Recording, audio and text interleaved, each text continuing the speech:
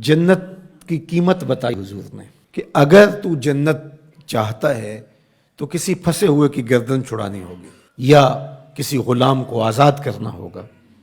اور اگر تیرے پاس یہ ہمت نہیں ہے، تیری مالی صورتحال ایسی نہیں ہے کہ تو غلام آزاد کر سکے، کسی مقروض کا قرض ادا کر کے کسی پھنسے ہوئے کی گردن چھڑا سکے،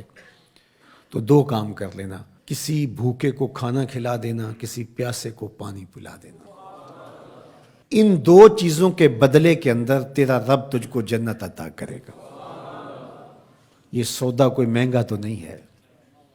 کسی ضرورت مند کی ضرورت کو پورا کر دینا، کسی دکھیے کو، کسی پریشان حال کو، کسی مفلوق الحال کو، پیاس اور بھوک سے تڑپتے ہوئے شخص کی ضرورت کو پورا کر دینا، یہ دخول جنت کا سبب اور ذریعہ قرار پایا۔ آقا کریم علیہ السلام نے ارشاد فرمایا، 3 اشخاص ہیں اللہ قیامت کے دن ان کے ساتھ ہم کلام نہیں ہوگا اور نہ ان کی طرف نظر رحمت سے دیکھے گا۔ ان 3 اشخاص میں سے ایک شخص کا ذکر کیا کہ ایسا شخص جو کسی ارض فلات میں، کسی جنگل میں، کسی اجاڑ میں تھا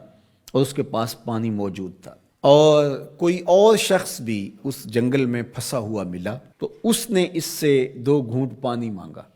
حالانکہ اس کے پاس اتنا پانی تھا کہ اگر 2 گھونٹ پانی دے دیتا تو اس کے پاس تو پانی پھر بھی موجود رہتا،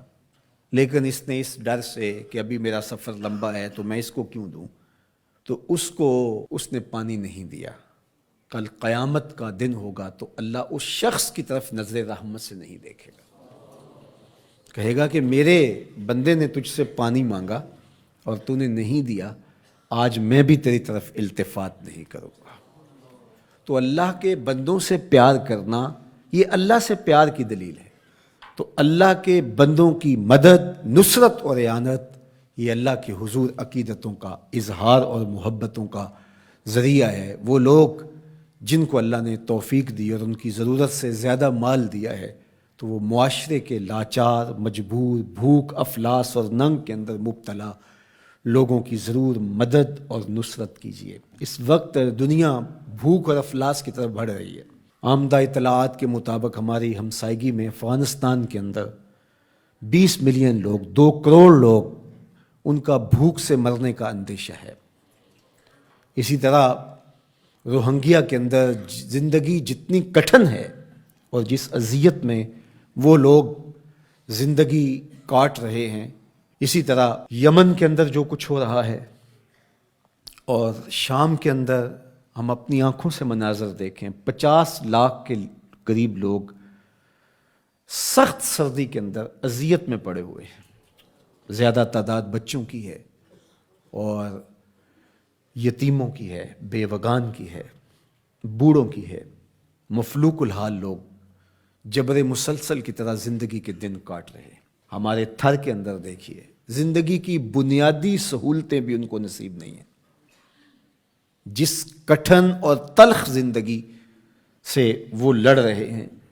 وہ زندگی گزار نہیں رہے، زندگی کاٹ رہے ہیں۔ ان کی سانسیں نیزوں کی انیاں ہیں۔ اذیت، تکلیف، بھوک، ننگ، افلاس، فاقے، بے چینی، اضطراب، دکھ، محرومیاں، ذرا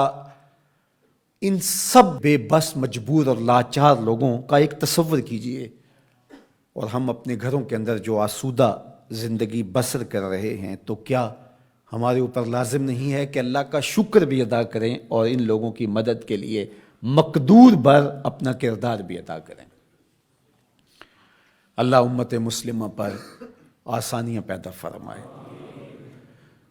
اگرچہ کوئی کافر ہو، حتیٰ کہ کوئی جانور بھی ہو، بھوک، ننگ اور افلاس میں مبتلا ہو، ہمارا دین اس کی مدد، نصرت، اعانت اور تائید کی ترغیب دیتا ہے۔ ہمارے مذہب کا ہمارے لیے حکم ہے کہ ضرورت مندوں کی ضرورت کو پورا کرو، اس کا مذہب پوچھے بغیر، اس کا مسلک معلوم کیے بغیر، اس کی ذات پوچھے بغیر، اس کی شہریت پوچھے بغیر۔ جہاں بھی افلاس میں، غربت میں، بے چینی اور بدحالی میں کوئی بھی ہو، آپ اس کی مدد کریں، اس کی نصرت کریں۔